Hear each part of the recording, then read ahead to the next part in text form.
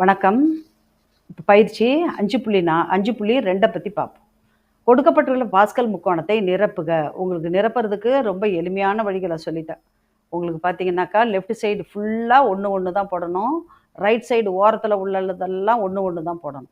நடுவில் இருக்கிற எண்களை என்ன செய்யணும்? 2 கட்டத்தை கூட்டி கூட்டி இங்கே விடைய போடணும். அதன் அடிப்படையில் பார்த்தீங்கன்னா, இங்கே எல்லாம் 1 வருவார். ஓரத்துலலாம் 1 வருவார். இவர் நடுவில் இருக்கிறவர் 1ஐயும் 4ஐயும் கூட்டினீங்கன்னா 5 வரும். இங்கே 5 வரும். இங்கே 4ஐயும் 6ஐயும் கூட்டினா 10 வரும். இந்த மாதிரி தான் நம்ம என்ன செய்யணும்? இந்த கட்டத்தை நிரப்ப வேண்டும். அடுத்தது 2வது கணக்கில் பாஸ்கல் முக்கோணத்திலிருந்து பின்வரும் அருங்கோண வடிவங்கள் எடுக்கப்பட்டுள்ளனன்னு கொடுத்துருக்காங்க. 91, 14. இன்னொரு பியூட்டி என்னன்னாக்கா, பாஸ்கல் முக்கோணத்தில் ஏதாவது ஒரு 3 எண்களை எடுத்துக்கிறாங்க. இப்போ ஒரு எண் இருக்குது. இப்போ என்னது 3 எண் இருக்குது. இங்கே மேலே என்ன தான் இருக்கும்? 2 கட்டம் தான் இருக்கும். கீழே இந்த மாதிரி 2 கட்டம்.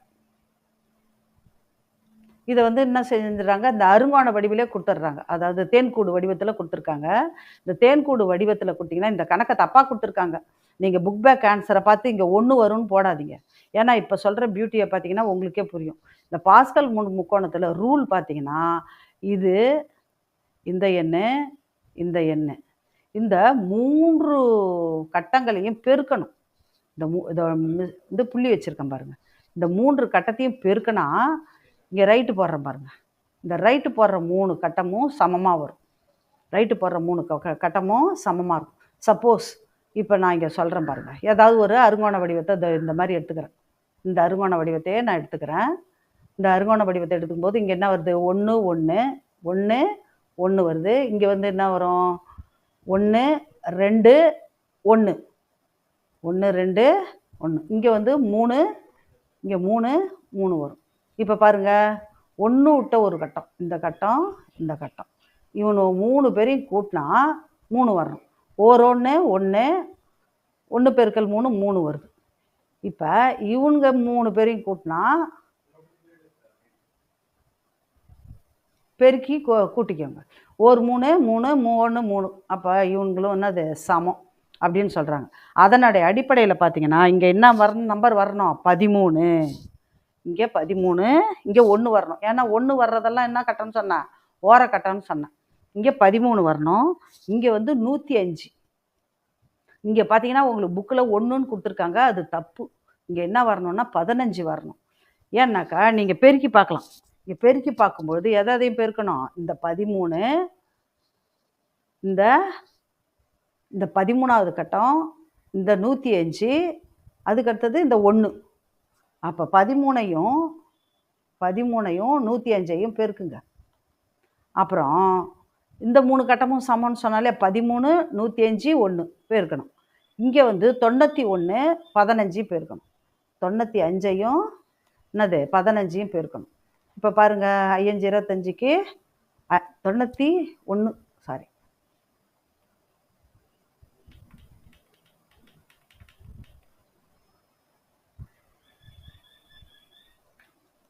91ஐயும் 15ஐயும் பெருக்கணும்.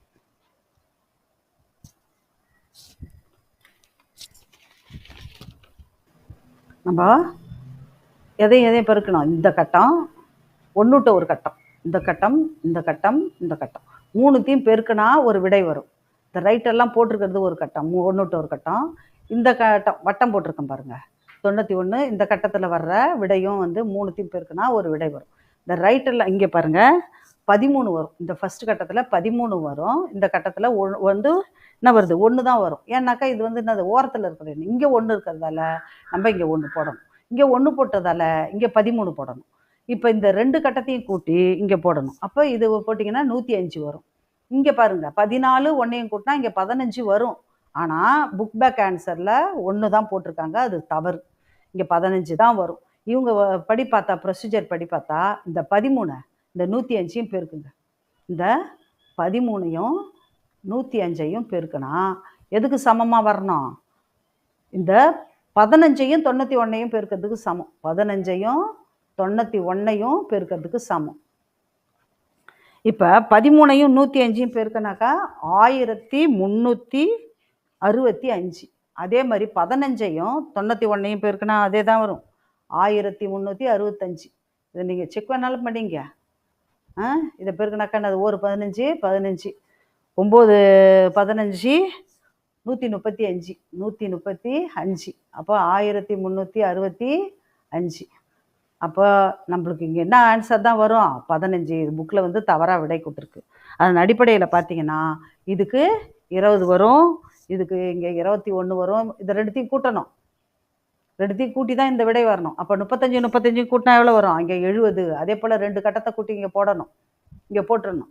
போட்டுட்டு இந்த 2 கட்டத்தையும் கூட்டி இங்கே போடணும்.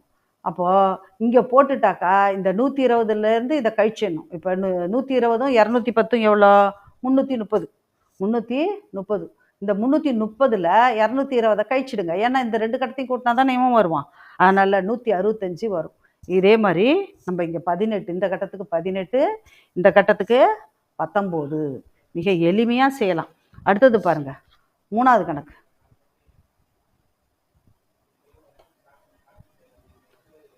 இதில் லெஃப்ட் சைடு அப்படியே கொடுத்துருக்காங்க, இது அப்படியே சரிபாதியாக பிரிச்சிருக்காங்க. இங்கே அப்படியே சரிபாதியாக பிரிச்சிருக்காங்க. இந்த சைடு என்ன வரணும்? இந்த சைடில் உள்ள நம்பரு அப்படியே எடுத்து இதில் போட வேண்டாம். இந்த ஓரத்துலலாம் 1 போட்டுக்கணும். அப்படியே என்ன செய்யணும்? இங்கே 1, இங்கே பார்த்தீங்கன்னாக்கா என்ன வரும்? 2ஐயும் 1ஐயும் கூட்டினா 3 வரும். இங்கே இருக்கிறத அப்படியே எடுத்து ரிப்பீட் பண்ண வேண்டியது தான். பாஸ்கல் முக்கோணத்தில் 6வது வரிசை எது? 6வது வரிசை எதுன்னு கேட்டாக்கா நம்மளுக்கு இங்கே 6 நம்பர் வர்றது எதுன்னு பார்க்கணும். 6 நம்பர் வர்றது இதில் பாருங்கள், இதுலேயும் 5 5 தான் வருது. ஆனால் 5 தான் வரும். 1க்கு பக்கம் 6வது வருஷம்னா 5 தான் வரும். ஆனால் எல்லா ஆப்ஷன்லேயுமே 5 கொடுத்துருக்காங்க. ஆனால் இதில் வந்து 6 எண்கள் வரணும். 6 எண்கள் வர்றது தான் 6வது வரிசை. அதனால் இது ஆப்ஷன் தான் சரி. 5வது கணக்கு பாருங்கள். இதில் பாஸ்கல் முக்கோணத்தில் 5வது சாய்வு வரிசை, சாய்வு வரிசையில் உள்ள உறுப்புகளின் பொது வித்தியாசம் கேட்டிருக்காங்க. பொது வித்தியாசம் 4 10 20. அடுத்தது பாருங்கள், பாஸ்கல் முக்கோணத்தில் 9வது வரிசையில் கூட்டுத்தொகை கேட்டிருக்காங்க. 2n பவர் -1 சொல்லி கொடுத்தனா அதை தான். அப்போ 9வதுன்னா பவர் 8, பவரு 8 வரும். 2 பவர் 8 = 256. அதுதான் ஆன்சர். அது மாதிரி நம்ம கண்டுபிடிக்கணும். ரொம்ப எளிமையாக இருக்கும். இந்த சாய்வு வரிசையை தான் நம்ம என்ன செய்யணும்? ஒரு பாஸ்கல் முக்கோணத்தை கொடுத்த உடனே நீங்கள் ஒரு பாஸ்கல் முக்கோணத்தை வரைஞ்சிக்கணும். எளிமையாக வரைஞ்சிக்கணும், டக்கு டக்கு டக்கு டக்குன்னு வரைஞ்சிக்கணும். இப்போ 5வது சாய்வு வரிசை அப்படின்னு கேட்டாங்கன்னா நீங்கள் 5வது சாய்வு வரிசையை காமிக்கணும். இந்த பாருங்க, இந்த பாருங்க, இது 1வது சாய்வு வரிசை, இது 2வது சாய்வு வரிசை, இது 3வது சாய்வு வரிசை, இது 4வது சாய்வு வரிசை, இது 5வது சாய்வு வரிசை. இந்த 5வது சாய்வு வரிசையில் என்ன கேட்டிருக்காங்க? 5வது சாய்வு வரிசையில் அடுத்த உறுப்புகளின் பொது வித்தியாசம் கேட்டிருக்காங்க. அப்போ அந்த வரிசையை நீங்கள் எழுதிக்கிட்டாங்கன்னா தான் இந்த பயிற்சியை எளிமையாக செய்ய முடியும். Thank you children. 5.3 நம்ம அடுத்த வீடியோவில் பார்க்கலாம். வணக்கம். இன்றைக்கி நம்ம பார்க்க போகிறது பயிற்சி 5.3 பல்வகை திறனறி பயிற்சி கணக்குகள். பல்வகை திறனறி பயிற்சி கணக்குகளை பற்றி பார்க்க போகிறோம். இதில் கொஞ்சம் நல்ல இன்ட்ரெஸ்ட்டாக இருக்கும். இந்த பயிற்சியை வந்து தகவல் செயலாக்கமே ரொம்ப இன்ட்ரெஸ்டான டாபிக் தான். பிள்ளைங்க வந்து ஆர்வமாக செய்வாங்க. அதுவும் வந்து ரொம்ப இந்த டேலண்ட் எக்ஸாம்க்கெல்லாம் இது ரொம்ப யூஸ்ஃபுல்லாக இருக்கிறதால இந்த பயிற்சியை இந்த லெசனை நீங்கள் படிச்சிங்கனாலே இந்த டேலண்ட் எக்ஸாம்லாம் நல்லா எழுதலாம். கொடுக்கப்பட்டுள்ள அட்டவணையின் மூலம் இந்த பாஸ்கல் முக்கோணத்தை பார்த்துக்கணும். எக்ஸ் மற்றும் ஒய்யின் மதிப்புகளுக்கு இடையான சரியான தொடர்பு. இப்போ சரியான தொடர்பு அப்படின்னும் பொழுது நம்ம வந்து என்ன வரும்? -2 எந்த நம்பரால் பெருக்கினா 4 வரும். -1 எந்த நம்பரால் பெருக்கினாலோ கூட்டினாலோ வருதுன்னு நம்ம செக் பண்ணிக்கணும். 0வை எந்த நம்பரால் பெருக்கினாவோ கூட்டினாலோ வகுத்தாலோ இது வருதுன்னு பார்க்கணும்.